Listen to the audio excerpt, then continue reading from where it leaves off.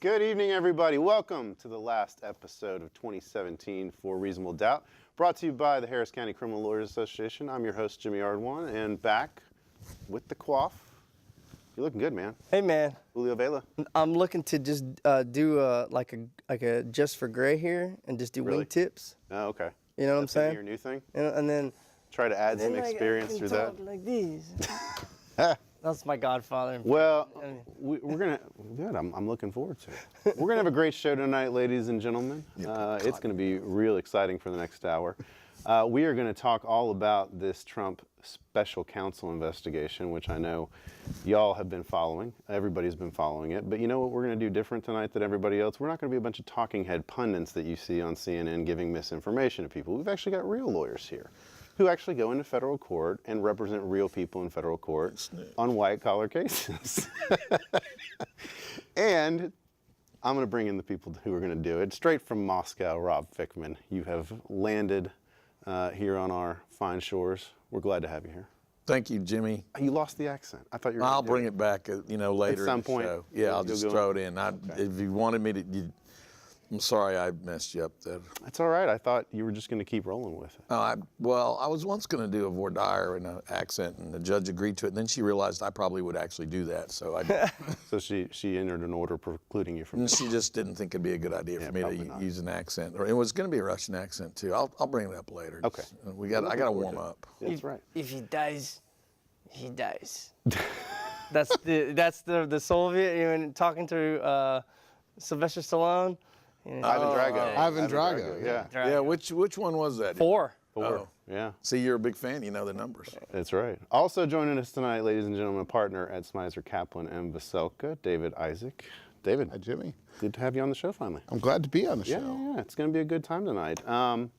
Gosh, where to begin, guys? Why don't we just begin at the very beginning of the charges? Because I think that's a good place to start. Let's just kind of take it in chronological order. Of course, we get the special counsel investigation.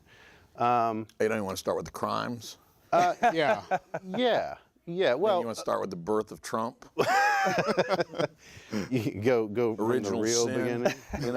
you know? I wore my orange tie in honor of him. So Yeah. that It's not red. He only wears that red one. the red shade. Yeah. No, but the first charges that come out, guys, are the Manafort and Gates indictment. And we then learn we have another plea that comes out very early on, and Papadopoulos, the staff advisor. And it's very interesting because you read through all this and it becomes clear that Papadopoulos was probably wearing a wire at some point. Yeah. Right. But I want to focus on the Manafort case for a little bit here and start with that, because they are alleging somewhere around $70 million, $75 million in potentially ill-gotten proceeds. Right.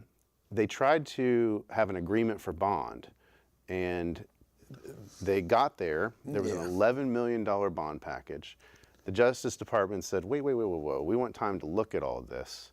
And then just last week, they filed a response saying, no, we're not going to agree to this, because it turns out, Mr. Manafort, it appears that you've been ghostwriting op-eds Right.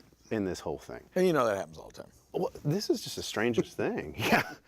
I mean, just to get the ball rolling here. Yeah. I think that the people that are the focus of the investigation are unique in that they are very powerful people. They're used to living in their own world, basically. They're used to doing what they want without close scrutiny. Mr. Manafort travels all around the world, has business interests all around the world, apparently represents lots of different countries without bothering to let people know that with the United States government. Mr. Flynn, the same. It sounds like the President of the United States, probably a similar situation. And so we have a unique group of people that are under investigation. And I think that's why we have this bizarre situation where a guy's on bond in a federal charge, a very serious one, who's attempting to ghostwrite an article that's in his own favor. And I mean, who does that? No, none of us have ever had a client do that. Well, and it's an interesting condition of bond, too, that they put on there, because clearly they requested, there's a as I understand it, and I haven't gotten to pull the bond conditions yet, but there is something in there about not basically affecting the publicity on this case. Right. Well, remember his lawyer came out. Yeah. And his it lawyer wasn't a gag gave- order. There's Yeah. not a gag order. Well, his lawyer came out. I think there is now. Maybe after this. But Well, remember his lawyer came out and gave a real interesting statement. After Manafort appeared, his lawyer came out and made a big speech that was a lot about Trump. Yeah. And how this is, not involve Trump and Trump's the greatest guy. And it was almost like a pitch for wink, wink, nod, nod. We're still waiting on that pardon. On that pardon? Yeah. Yeah. Yeah, we're not going to dump on you. He didn't cooperate. Well, but the interesting, David, you and I were talking about the other day about this op-ed piece, is that clearly the special prosecutors are leaking all of these documents. That's the only way that these things, is particularly the fact that Deutsche Bank records have been subpoenaed. That stuff can only be coming from the special counsel. I don't know where else that'd be coming from. It's not coming from the bank. No, they don't want that out. Yeah, and it's certainly not going to come from. You never say never with this case, but it's not coming from Trump or his people. So where's that coming from? Remember, Trump's lawyers were having a meeting at a restaurant and cavalierly casually discussing the case, and there's a reporter at the next table. Right. But apparently that was well known to have happened and might have been intentional. Right. Maybe it was, maybe it wasn't. Yeah. But like what you're saying as far as leaks, Yeah. well, if that was a purposeful, then that was a purposeful Trump team leak. Sure. So I think there's a lot of shenanigans going on here. The one player that I don't think is engaged in shenanigans is the special counsel. I don't think Mueller is a shenanigan kind of guy. I think he's a real dead serious kind of guy, and I think that probably scares the living out of Trump if he's capable of having conscious thoughts about things like that. Well, so here's the interesting thing. It's kind of making for strange bedfellows, so to speak, because, if any of you follow Fickman's Twitter or Facebook, I think you know where he stands on this issue. I stand with Russian government, which stands with our good friend Donald Trump. Let me tell you, Donald Trump is the best friend Russia ever had. And he's good for America, but mostly good for Russia.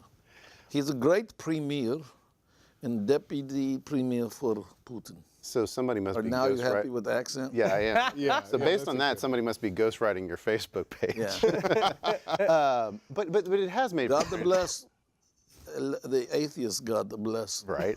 President Trump, But most of deputy premier. the criminal defense bar is anti-Trump.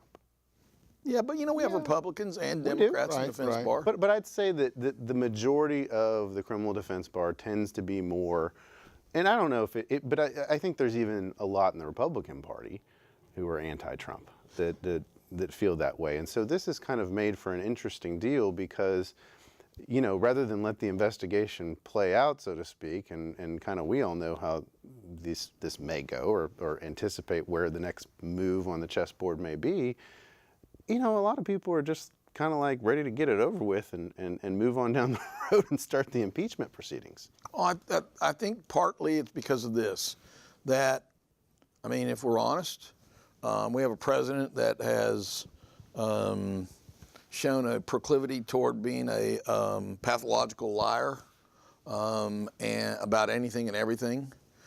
He's disregarded long-standing traditions. He's making friends with our enemies. He is disrespectful to our allies. He disrespects a POW, disrespects a disabled person. The list goes on. And those of us that are part of the criminal justice system, those of us that practice law for a living, we may be sort of liberal on the one hand. On the other hand, we're all pretty conservative because we sort of believe in the system of law. We believe that we are a nation of laws and not men, which means that there's no man above the law. Right. Trump seems to act like he believes he's above the law. His lawyers recently said that he was above the law and that he could not obstruct justice. Well, that's I wanna get your opinion on an interesting question, though, because I mean, Trump is the leader of the executive branch, whether we like it or not. We don't. And we don't. But he is. And as the chief executive, he's the nation's chief law enforcer. He gets to direct how enforcement priorities are set. And, you know, I think were this any other investigation, he could say, I don't think we ought to be investigating this set of issues. We ought to be over here. I mean, he's the one who appoints Jeff Sessions. Under the Constitution, it all flows back to him. And so what his defenders are saying, and just to play devil's advocate a bit here, I understand. what his defenders are saying is, look, if he wants to put a stop to this investigation, or if he doesn't want Comey to charge Flynn, he has every right to do that. Now, I mean, I think the problem is that you've also, you know, it's an investigation that involves him. So in doing that, it's not just furthering a public interest, which, you know, would, I think, how we would assume a president would act when directing law enforcement or setting law enforcement priorities, but it's also it's to his own benefit, and I think that's what makes it uncomfortable, and I think that's possibly what could, if there was an argument for that being obstruction, what could make it obstruction. Well, there's a very strong argument for it, and I'd add that there's no, we do know from history that governments that use law enforcement at their beck and call are typically abusive governments, and that while he may have authority in that area, there's no historical precedent in a democratic government for a president or elected leader to direct law enforcement on what they can do or can't do in terms of criminal investigations. I mean, we have laws, the laws are passed, and the law enforcement is supposed to be independent and act independent. It would be quite bizarre if we had a president who was actively engaged in directing the attorney general on which cases to prosecute and whatnot. They can set broad policies, and they do. Obama set broad policies. But for him to get specifically involved and say, don't prosecute this man who hypothetically committed this crime because he happens to be my pal and also was working at my behest, and that might lead to me, Mr. Flynn, that would be. I mean, that's just beyond the realm, and that's why we're having this investigation, and that's why it's not going to stop. Yeah, and I mean, I think, you know, I think there actually is some precedent for a president interfering with an investigation, and it's the, you know, I was 2 years old when this happened, but it was the Saturday Night Massacre. I mean, it was right, and look what happened. And look what happened as a result. Right, the Saturday Night Massacre was, and I was a little older than 2, but what did he do? He ordered the Attorney General to fire the special counsel. The Attorney General was a very honorable man. He refused, so he fired the Attorney General. We're talking about Nixon and Elliot Richardson. He then fired the Deputy Attorney General because he refused. And then Bork, who is number 3 in line, agreed to do it because he's a soulless bastard. He agreed to do it, and he fired Cox. And there was such an uproar and that was a special counsel, such an outrage at the time that they ended up with another guy as the special counsel, a guy named Leon Jaworski, and who had been a prosecutor at Nuremberg. And he was not somebody to be taken lightly. I would say Mr. Mueller and Mr. Jaworski have a lot in common. Mr. Mueller is a combat veteran from Vietnam, and these are not wimpy dudes. Mr. Mr. Jaworski came on board, and there was no more Nixon nonsense after that. And so, yeah, I agree. I mean, it could happen here. Mueller could get fired, and we could play that out if you want, Jimmy. I mean, you know what's going to happen if he gets fired. and we can go that route in a little bit. I mean, I've seen your, and it's not just your belief that potentially he could be brought on by either the New York State Attorney General or some other Attorney General's office to continue an investigation, but that would be of state charges. I don't believe they would have jurisdiction to investigate Russian collusion or possible that it would be state crimes. Right, and there are a lot of, as you know, there's a lot of lapse. We are a lot of cases that can be filed and are filed in state court, and then the feds pick them up because they get excited about it. So there's lots of crimes that can be filed in either federal or state court. And my understanding is that Mr. Mueller is a number of chess moves ahead of anybody on the Trump team, and that knowing that he can be fired, that long ago he began communicating with the Attorney General of the state of New York, because that's where they suspect most of the criminal activity occurred based on whatever evidence they have, and we don't know what it is. And that there's been a communication, an open line of communication between them. And it's probably good for the audience to know Mr. Trump's power and authority in terms of Mueller. He can fire him by ordering the Attorney General to fire him, like the Saturday Night Massacre. That can occur, and Mr. Mueller could be fired. The other thing that Mr. Trump can do, President Trump, I hate calling him that, but okay. The other thing that President Trump can do is he can grant pardons to everybody on federal crimes. So if Mr. Mueller prosecutes everybody, he gets them all convicted, Trump can wait till all that happens and go, "You're pardoned. You're pardoned. You're pardoned. Sprinkle some water on you. You're pardoned." And he can do that. He has complete authority to do it. But what he can't do is, and you know this, I'm just talking to the audience, is that Trump's ability to grant pardons only goes to federal crimes. It doesn't go to state crimes.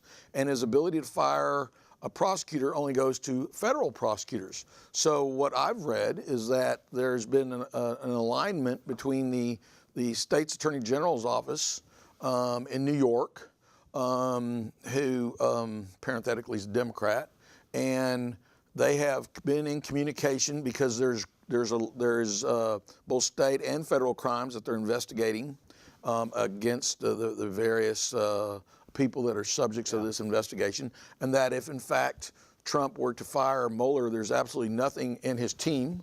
There's nothing that would preclude the Attorney General from the state of New York from turning around and going, "Okay, I now hire you to work for the state of New York, and instead of pursuing federal charges, you guys now have an opportunity to be charged in state court and go to state prison and see how you like them apples. See if you like going to Sing Sing and the places like that in the state of New York, and see if you like Rikers Island, Mr. Kushner and Don Jr.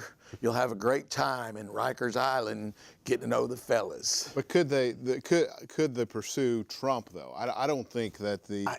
I think it's a whole different area. That's a whole different question. You've got constitutional questions there about whether, again, you come back to whether or not a sitting president can be indicted. Yeah, it's never happened. It's never happened. And I don't think it would happen here.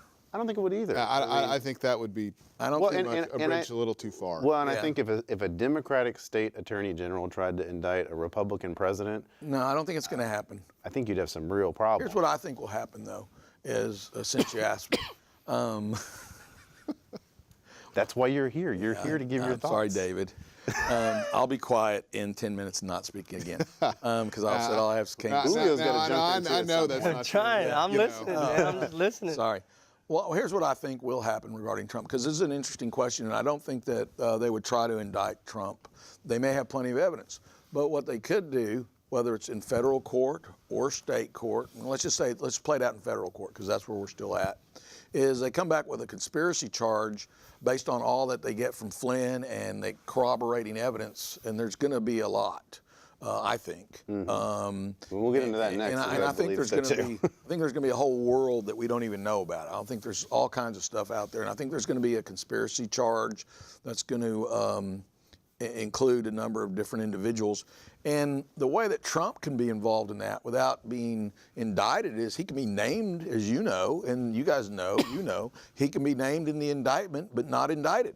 Or as the generic unindicted co-conspirator. I mean, the President of the United States, unindicted co-conspirator, Donald Trump Sr., Donald John Trump. I mean, he's a named co-conspirator but not indicted, and then the world gets to know what the investigation believes occurred, and that would give ammunition, if you will, to the Congress and the Senate and the American people to make a decision about, well, what do we do about Mr. Trump?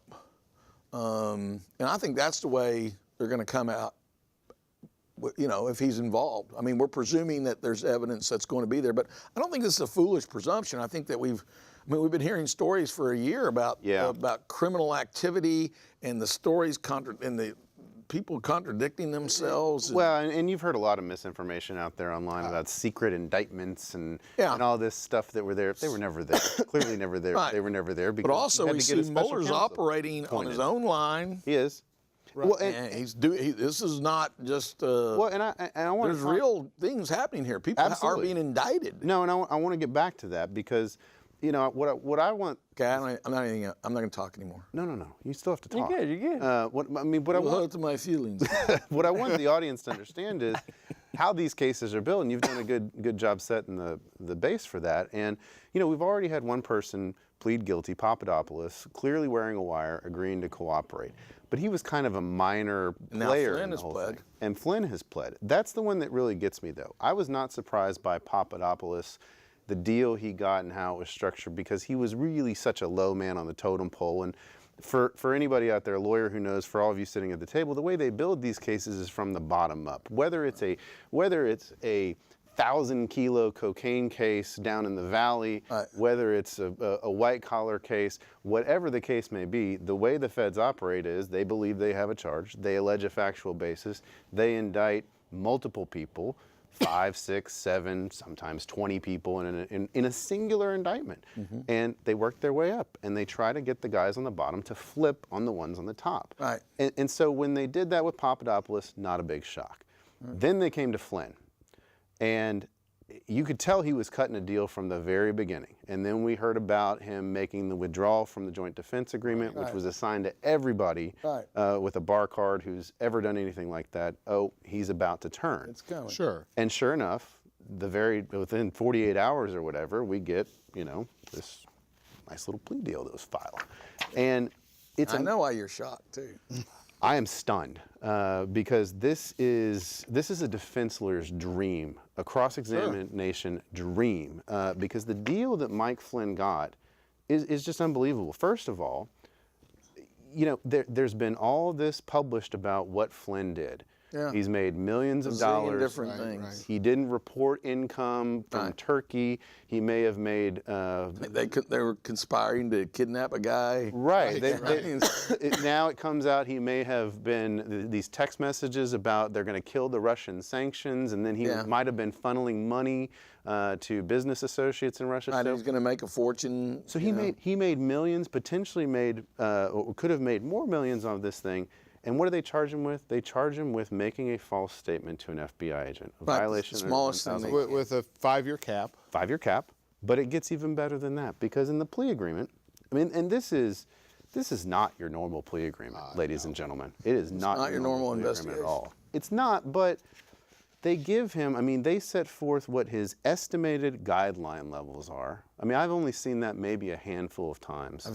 I've had it recently, actually. Yeah, it happens. I've had it. And it helps. It happens. Sure, But have you ever had them agree to a 6? No. But it's an insurance. Have you ever had them agree that you get 2 points off from this? Especially But on the also facts know- you just, you just and what illustrated. you're saying to the audience is this guy got this great. Well, you say it. What you're saying. Well, so he's, under the sentencing guidelines, the United States sentencing guidelines, which has all these different factors about loss amount, how much money you gain from the fraud, whether you were a leader or organizer. And Everybody you get the gets points. hosed. Everybody gets hosed, and everybody gets just Except for Flynn. except for Flynn, because he gets this Why do you deal think that is? Because I think he's singing like a canary. Of course. Okay? But this also undercuts it because he gets a base level of 6. He gets 2 levels off. So basically, they've agreed that his sentencing guideline range is 0 to 6 months. Plus, he gets the opportunity to cooperate and get down off that. How do you come down off the lowest range in the guidelines? I think it's unusual too, but here's my thought on why they did it. Because I know what you're saying. We cross-examine snitches. We love to cross-examine snitches, and this guy would be fun to cross-examine, all about all the benefits he got. The millions of dollars, they're not even forfeiting anything. I think that's a key. The big one is the forfeiture for me. That's the biggest point, is that he gets to keep all his money. Now, how many times have you ever had a case involving, financial wrongdoing, fraud, money laundering, or whatever, and the defendant gets to keep his money? Never. I've never had that happen. A lot of times, as long when the government doesn't know about the money. Right. Oftentimes they try to go after, separate assets of the wife and try and claim that it was community property. Exactly. And so the fact that they're not even touching his money to me is incredible. And they're also, another hammer is they're not prosecuting his son. No. Who's also got a fair amount of exposure here too. The threat of prosecuting his son was one of the incentives that got him to come to the table. I think Along with everything else. Yeah. But I think the reason they gave him this sweet deal was because he is he's the John Dean of this case. In other words, he's the inside man who is going to be able to paint a roadmap of everything that was going on during the campaign once he got involved, and for the first however many days he was National Security Council of this nation, and it was 20 some odd days. I mean, he's in on everything, and his information, I think they view as extremely valuable. Not just that and look, they're not going to just have a trial and put him on. They're going to have a trial if we have a trial. And they're going to put him on, and they're going to have all kinds of things that corroborate that, because they're going to be going after other people. But they know that there's two people that probably won't flip, and that's the son and that's the son-in-law. They will not flip against Trump. So there's going to be other players. There's a White House full of players, if you think about it, right? There's a White House full of other people that they've been talking to, and they're going to be squeezing all those people by the you-know-what. McFarlane and Hope Hicks. All those people. You think Hope Hicks wants to go spend 40 years in prison? I don't think so. I mean, she's 27, 28 years old, former model. I mean, But the question is, are they going to get the same sweetheart deal, or have some of these people been approached and turned it down? And so, I mean, look at Manafort. Manafort is sort of hanging out there, and I think Manafort has more all but charges. begging for immunity.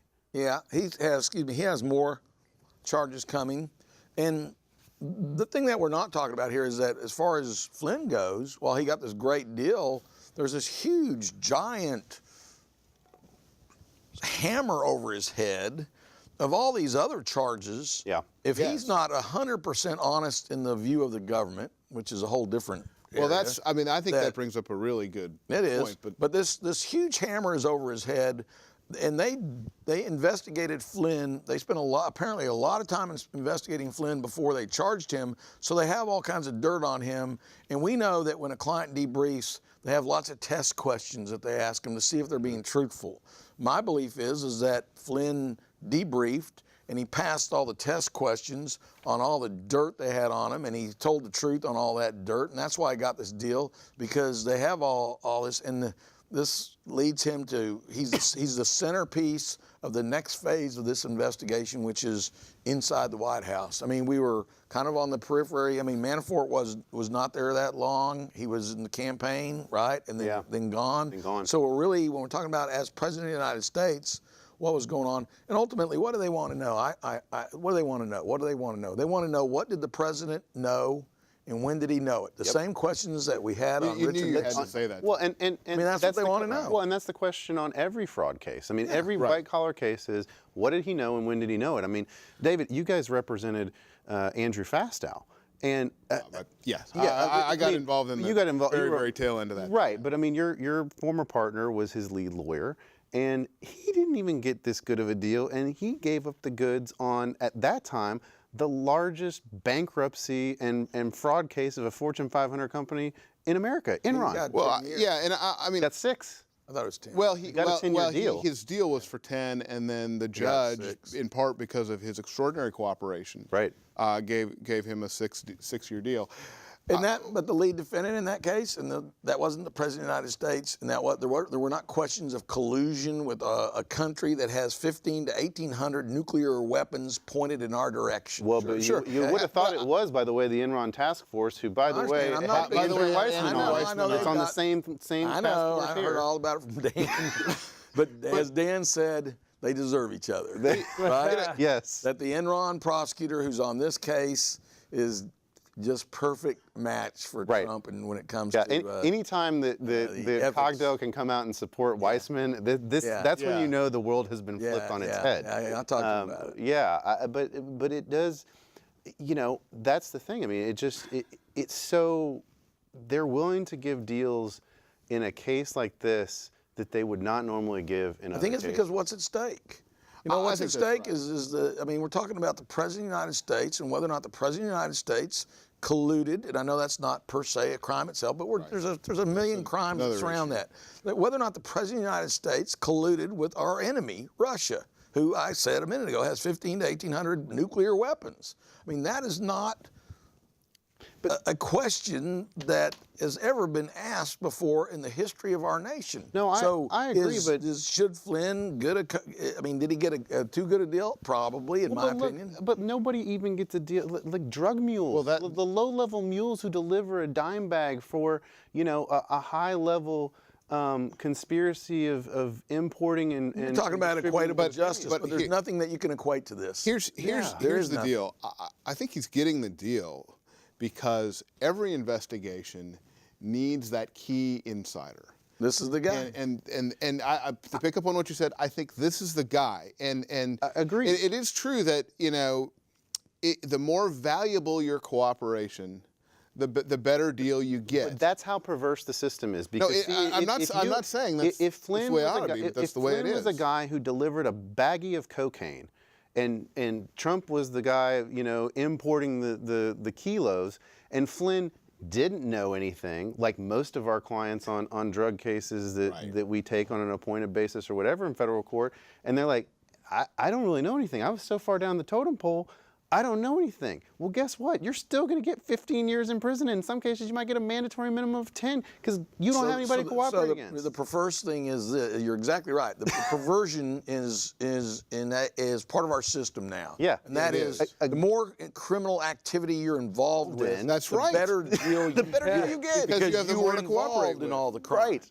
And Right. so Flynn is getting this kiss on the cheek because he apparently was involved in all kinds of criminal activity that he's going to be able to inform credibly, one would presume, You would presume. Mueller on. And I think what's critical for us as a nation is that whoever heads up this investigation has to be somebody that is credible and someone that has the Leon Jaworski sort of credibility. And I think this man does. When he first was appointed, there were people on both sides who came out, and I say both sides, I meant the Republicans and Democrats, not Americans versus fascists, which it now is, different issue.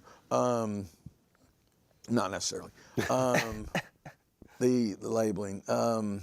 But Mr. Mueller is a distinguished person who got good reviews by both sides and is held in high regard. And it's in this day and age, I mean, as we look around, and we were talking about before the show started about some of the politicians that are coming on board maybe soon, like the good guy from Alabama. Right. Your close personal friend. Yeah, my good friend. I used to double date. Yeah.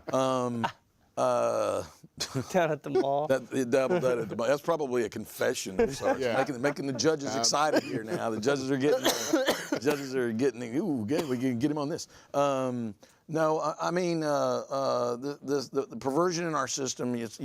I agree with you, Jimmy. Is that the more criminal activity you're involved with, the more value. But remember, think of The Godfather. Who was it that turned on him? Jimmy the Bull, right? Well, and Jimmy the Bull, I mean, he was going to get whacked.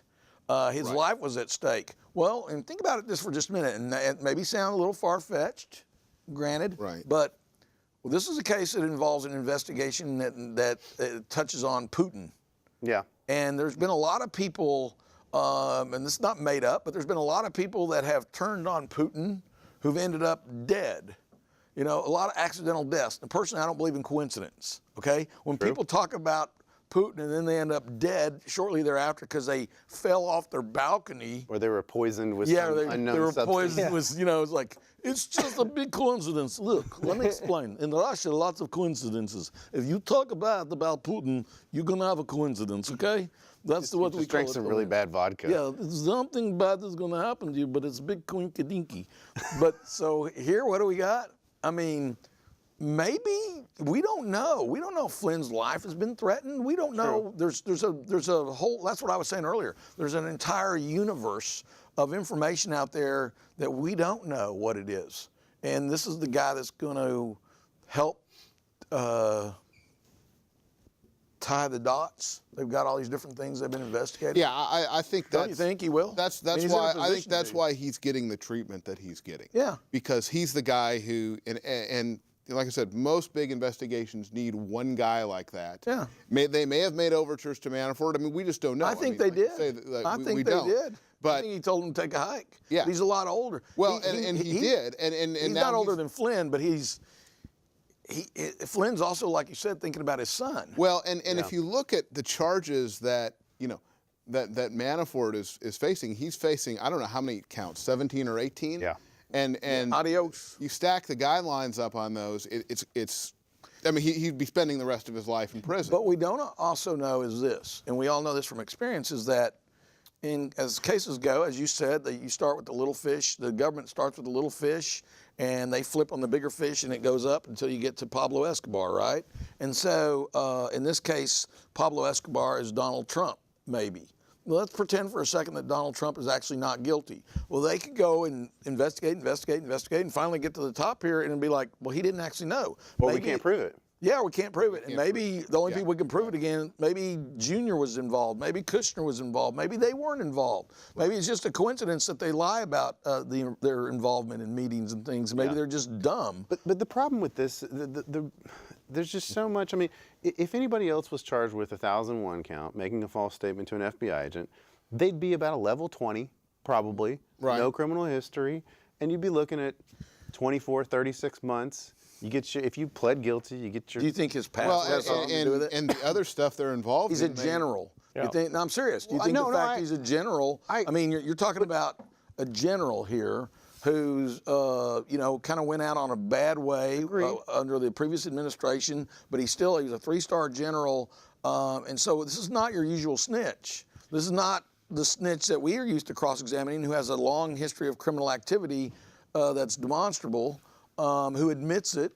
On its face, when you just take Flynn before all this started. But he's pled guilty to lying. I understand. And see, so you start with that. You start. I mean, as a criminal I'm just saying defense is that attorney, that's your guy's first question. Yeah, you don't have a you guy that's pled been, guilty to lying. you don't have a guy that's been breaking the law Are since you a liar, he's sir? 16 years old. You have a guy that's been serving his nation ostensibly since he's True. 18 or 20 years old. And so it may be part of it is because, well, look, rather than tearing this guy down for his extraordinarily stupid judgment and illegal conduct, and for the last 4 years or however long it was, 2 years, we're going to take into consideration his years of service to this country, and we're going to start there. It may have been a factor. I mean, he's not your typical snitch. Not too long.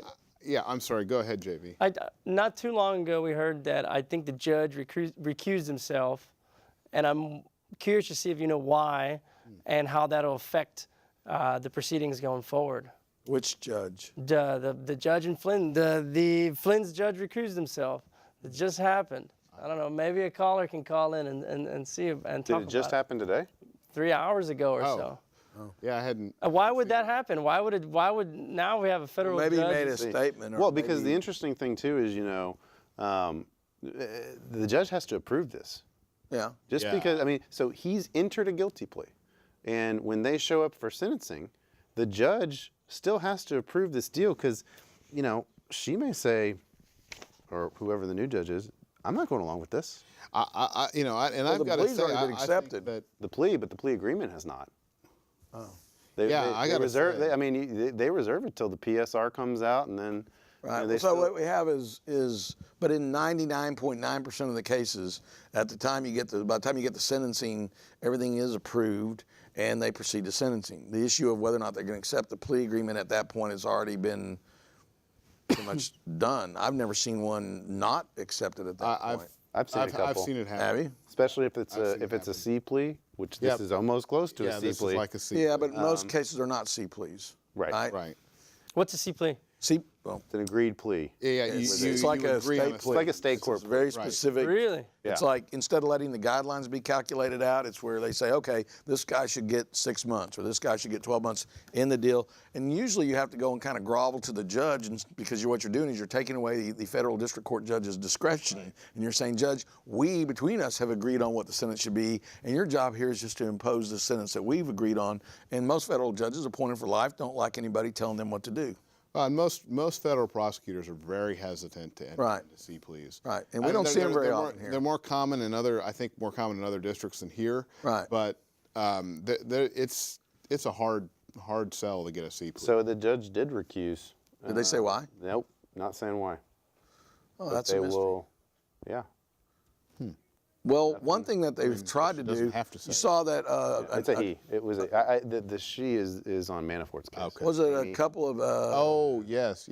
I can't remember. I know which one you're talking about. isn't there an agent that was involved in the investigation that withdrew or was removed from the case because or- they're you got to give them credit. I think Mueller has done his best to keep his team clean. I think he's trying. I think he is trying. I mean, that's why they were removed. But you could go back to the point you made earlier about, well, maybe and some of the people he drafted, maybe. Well, I was he going did, to say yeah. the people he drafted in the first place. He drafted some hard-nosed dudes. You know what it reminds me of? It reminds me of the Untouchables, the movie, when they're putting together the team, and it's like, okay, we don't want the nice guys, we want the baddest. Well, dudes in the room. it is interesting to see how this team has been constructed. I mean, they've got Michael Dreeben, who was the Assistant Solicitor General for a long time, very smart sort of legal lawyer, Right. law lawyer, and To respond to the arguments like the president can't obstruct. right, justice. exactly. I mean, He's going to be the guy that they got him responds to do that. They've got somebody that's an expert in money laundering. Yeah. You know, they've got Weissman, who's been at various different levels of DOJ and was the general counsel for the FBI, but is, typically, I think, thought of as a very sort of hard-nosed, tough prosecutor. So he really has put together a dream team of prosecutors here. You know, one thing that... Know what you got on the defense side? Guys talking openly about Yeah, well, stuff. I mean, the lawyer. What? yeah, well, bring it up. Yeah, we'll get to let's take a phone call here real Okay. quick, and then we'll get on that. Hello, thanks for calling Reasonable Doubt. Hi, I was just curious, what are some reasons that a judge would be recused, and how does that work? How would you go about getting a judge recused? In this case, it looks like, and thanks for the call. In this case, what I'm looking at here online, it looks like the judge asked to be let off the case. Right. So that you can have a situation where a judge self-recuses, which could be for any reason. We don't know what it is. I mean, a judge might just want off the case. I mean, normally it would be a conflict of interest. Conflict of It'd be interest. like maybe they know one of the parties. Or And they hold stock in a company that's before them. Yeah, That's the major one. They're supposed to recuse themselves and withdraw if they have some interest in the outcome of the case. Then it's not. Then for the appearance. To avoid the appearance of impropriety, they're supposed to remove themselves. So what if it turns out the judge had a pre-existing social relationship with Mr. Flynn, with General Flynn? Right. Then it would look like an inside deal was being cut in his favor, and that the judge was going to approve it because they were social buddies, something like that. So especially on the heels of the agent being removed from the case. Maybe somebody went and talked to the judge and said, Judge, we found out during the course of our investigation, Mr. Flynn, who we're talking to, has advised us that you two used to play golf every other Wednesday. Maybe you're not the right judge for this case. I mean, who knows? I suspect it's something like that. Yeah. Yeah, I mean, and I would think, especially in a high-profile case like this, I mean, any question, the judge is going to step aside. Right. You don't want the judge to become the issue.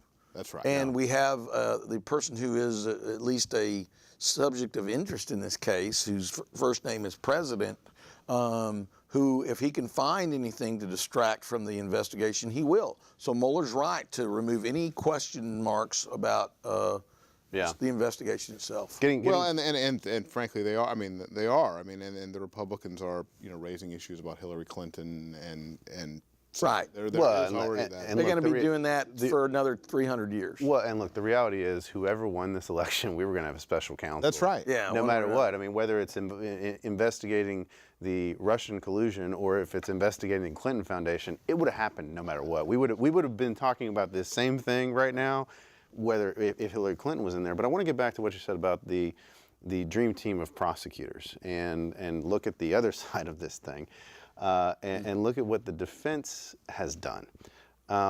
Trump's lawyers can't even agree on a defense. Right. And then we have this weird thing where one of his lawyers, John Dowd, goes out and you have this tweet that basically says we had to fire Flynn because we knew he lied to the FBI, which new revelation. Yeah, new revelation. Never said that before. And then it kinda takes on slide this that life in there. and then it takes on this life of, well, Dowd actually drafted the tweet and sent it out. This is what's surprising. I mean, Dowd is no rookie. I mean, he is a well-regarded federal criminal defense lawyer in D.C. I have to think that it all stems from having a client issue. I mean, I think he has a client. I mean, we've all Client control we've all had issue. client control issues, but can you imagine having Trump, not just the fact that he's the president, but just his personality as a client? I mean, no wonder his team is dysfunctional. But and you see a lot of people out here, you know, they're screaming, "That's it! It's an admission. He's guilty. Lock him up and send him away." Well, first off, no, it's not an admission, because even before Dowd came out and said what he did, I had a real question about whether or not you could even get this tweet in as evidence or in as some sort of admission, because any celebrity, okay, whether it's Trump, whether it is, you know, Taylor Swift, whether it's whoever, they all have media teams. And so they have all these people who are tweeting for them and running. I mean, look what happened with Ted Cruz and the porn site that came up when one of his staffers, his media team, retweeted the porn site. I mean, they have this team of staffers that does this. So I don't know how you would authenticate a tweet and attribute it to somebody as an actual statement that they made. I don't think you could. Well, I agree you have issues there, but also in this case, the counter argument is you have a president who talks openly about his tweets. You have a president who talks about using tweets. You have a president who tweets all the time. True. And you have this whole history of him tweeting at 6 in the morning. We all, as a nation, wait to see what is going to be the next horrible thing that he says. Are we going to have World War III now? And so for suddenly his lawyer to say, I authored that tweet, and you know, it's like, well, it's like what we were talking about a minute ago, which was, I mean, how often have any of us authored a tweet and told our client, tweet this? Yeah. Never. Never. None of us The ever. first thing we always tell a client when they Keep your come in, mouth shut. get a good dose of shut Yeah. That's and shut down all your accounts. Shut down Facebook. Shut down Twitter. And David has brought up a good point, which is we got the hardest in the world to control client here with Donald Trump. You can't control him if you're the lawyer. You could try to just sort of manage him and keep them in the corral best you can. You know every day that there's going to be something, and it's amazing that the lawyers that he has have lasted this long without just going, screw it, I quit. I mean, but for a lawyer to say, I did that, I wrote that, or I authored that, or I told him to do that. It's just, and I understand he's highly regarded, but it's really weird. But doesn't that make him a witness now? Well, that's exactly what I thought. I mean, and not doesn't only it- that, that's what I thought when I heard that. Is he's now a inserted into the witness. case as a witness, and may have potentially waived the attorney-client privilege. and a lot of possibly reasons have not for conflicted that to himself be- out of representing them. yeah. But recall, this is an investigation. Unless maybe he wants, you know. Well, that Right. he may want to. But remember, we already had one lawyer who was compelled to testify Right, before that's the right. grand jury, where the judge He won't be said, the last. the attorney-client privilege here is waived and Yeah. it's being pierced, and you're going to testify. Well, and now you've got a lawyer who's basically saying, I put out this statement using I issued this, whether he didn't actually do it, but I wrote it for Trump to write. I or mean, his media team. yeah, are they going to start saying that are they going to go back through his world of tweets and say, well, that one he said about the Muslims, somebody told him to do. I mean, it's there's only so much butt coverage he can get by blaming other people or having his lawyer fall on the sword. I think that's what it was. I think his lawyer was I think falling that was on the exactly sword for him, what's and nobody can ever claim otherwise. No doubt. Let's jump on the phone lines here. We got another call coming in. Hello. Thanks for calling Reasonable Doubt. Yeah, I was watching the show and I just had something just kind of occurred to me. Y'all are talking about the President of the United States of America, Yeah. who's been in office for 1 year, and all you Not talk about even. are people. That's right, not even 1 year, elected just over a year ago, not even inaugurated 12 months ago, and all you're doing is talking about indictments and people who are staffers and former staffers, and then the other stuff you're talking about is Twitter. Is this just not striking anybody else as just completely ridiculous and surreal in a lot of ways, that this is the President of the United States of America, and this is what is really the relevant to Devolved. be talking about with them. Yeah, no, I mean, it's a great good point, point. you make. I mean, it is surreal to be talking about the fact that we're having this kind of investigation. To highlight the point, go back 2 years in time in your own brain and think about 2 years ago what we were talking about on this show probably would have been the judge's systematic denial of PR bonds. You know how to get that in. Yeah, of And in course. fact, they're still You fighting cannot that. come on this show without getting that in. The judges continue to fight that, by the way, ladies and gentlemen. They spent $4.3 million of your dollars fighting that at the Fifth Circuit because they want to continue to abuse poor people. Okay, I got that. and they are doing it. But I mean, we would have been talking about, normal legal issues. And this man raises a great point, which is, look how far we have devolved, and I can't think of any other word for it. I mean, we are in this maelstrom of we don't know from day to day what the President of the United States is going to tweet. There seems to be no rules, no limitations. Political, and this whole argument of, what's politically correct is now like a catch-all phrase for doing the right thing. It's like acting with honor. I want to respond a little bit to that point, because I think that what we're seeing is the resilience of our system. That's a good point. Because, we are, yes, the President of the United States is being investigated, as are many of his associates. But the process is playing out, and we can discuss this in the same terms that we would discuss any other case. And I think that shows the strength of our system. That's a good one. And so, yes, this is completely surreal. A lot of the events that we're hearing about and that we're talking about, but the system is the same system, and it's working in most cases. I agree that, the Flynn deal is unusual, but in most cases it is working exactly as the system has worked for. Well, at least it's working as the system as we know it has traditionally worked, right. which is Yeah. a system of coercing lower end people to plead guilty Right. and cooperate. I mean, against the upper end people. Day to day, we don't like that. Yeah. And we become Snitch Nation. And now Snitch Nation, where people are benefit for being snitches, and that's grown over the years in the federal system. Now we're seeing the ultimate, basically, in that it's playing out against it may actually. The real irony here is it's been a destructive force in our nation, the fact that 5Ks and people have been encouraged to snitch on family members, on loved ones, and the federal government doesn't care who you snitch on, and Lord knows how many people have lied to get benefits. Yeah. But I think ultimately now we're at the point where the flip side of that is that all the bad that came from that, there may actually be the benefit out of it finally if it leads to the truth. I mean, I hope as lawyers, I know as the people at this table, but I hope that the goal, and I would hope the goal of every American would be to get to the truth. Obviously I don't like Donald Trump, but if Donald Trump didn't break a law, then Donald Trump should not be charged with breaking the law. Yeah, I believe in that. And so I want there to be integrity to this investigation. You can put politics aside, and in the end, whoever's the special counsel should put politics aside.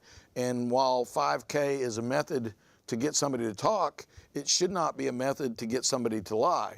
And what we have to hope is, and I think there's faith, I have faith in this, that Mueller is a good enough law enforcement agent that he has the ability and the know-how to assemble enough information from independent sources to verify what is the truth versus what is a lie. Well, and I think that might be part of the reason why why Flynn got such a good deal, because you're right. It's a cross-examiner's dream. That'd be fun. But I think the idea is that if it could lead to corroborating evidence, emails, texts, there's you know, gonna who knows? be That he may have even worn a wire for all we know. He might have. I mean, you know, if it leads phone to calls. that kind of corroborating information, then it doesn't matter if he can be cross-examined about the deal. He And may here's- know what the Russians. I'm sorry. Well, no, but here's the thing. I mean, I don't know what's going on. We also don't know because recall the game has kind of changed a little bit in white collar too. Yeah. In terms of now you've got these guys wearing wires. Yeah. That never really used to happen. The other thing too is the Title III wiretaps. I mean, look what happened in New York on the securities fraud cases. Well, They started and you getting know who was Title III involved in that case? Yes. John Dowd. Exactly. He was representing the target of the wiretaps. Right. And It's so going to be. We're going to think back. How many months ago was it that the President of the United States was alleging that Obama had wiretap? right. So Right. there's this talk of wiretap is not new to this Not case. new, exactly. I mean, there's all sorts of undertones. Of course, you know, and then the most absurd thing happened yesterday where Donald Trump Jr. is now claiming that in his testimony he tried to assert the attorney-client privilege on the basis that because there was a lawyer in the room with him and his dad, that somehow whatever was said in that room is now subject to the attorney-client privilege. Well, he doesn't understand. The Yeah, I don't. privilege. Yeah, it's called your Fifth Amendment privilege. is what you should have been putting, not exactly. the attorney-client Right. privilege. I think you may be changing that answer. Yeah. Kind of pretending he went to law school there. I had You know, people texting me literally asking like, if there's an What? attorney in the room, is that really attorney-client privilege? Yeah. No. Explain why it's not. No. I mean, there's no Well, essence it's not because there's no expectation of of a confidentiality. and no expectation that there's a representation. That there's a representation. Right. if you're having Even a prospective if you one. meet with Exactly.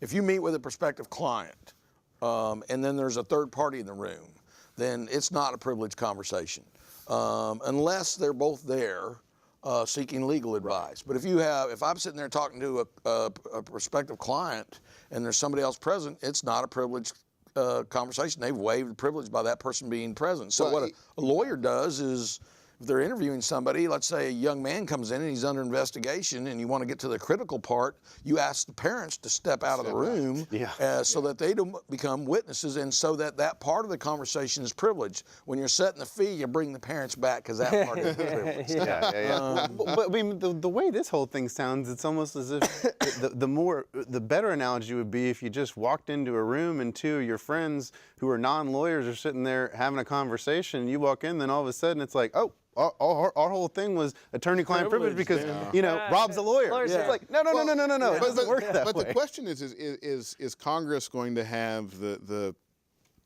fortitude? No. Use a different word. No, whatever it is, the answer is no. To compel the testimony. This they're so Congress politically doesn't have the divided. fortitude to tie their own shoes. I mean, Yeah. when we had the Watergate investigation, and I was in high school, and I hate to date myself, and I know that's going to surprise a lot of ladies out there because I know I'm very young looking. And okay. You got about 30 seconds. Yeah, so okay. you gotta talk The quick. point is that the Congress of the United States then, and it was a Republican Congress that took Richard Nixon and controlled that and investigated the Watergate case. And there were a lot of honorable men there. We don't have the same honorable men and women in the Congress anymore. We just don't. Now we are. It is all tribal. It is. And it's, you can blame both parties. And you know what? What this country needs is for all these people that claim to be patriots need to stop claiming to be patriots, and they need to start acting like patriots and start caring about the country rather than their own political And on that agenda. note, I got to cut you off. We're out of time, ladies and gentlemen. That's all the time we have for 2017 with Reasonable Doubt. Guys, David Isaac, Rob Fickman, I appreciate you guys coming on. Thanks It's been a for great letting me- time. Thanks for letting me get a word in. Absolutely, yeah. Yeah, right. It was real difficult. I got a few of them in there. We had a Rob, great that's just time, freaking ladies and gentlemen. violent, I'm you glad know. you could join us for the last episode this year. We will see you again in Sorry. 2018. I hope you have a happy holiday and a happy new year. Julio, see you in 2018, my friend. 2018 and beyond. All right, good night, ladies and gentlemen. That's all we have for tonight. Just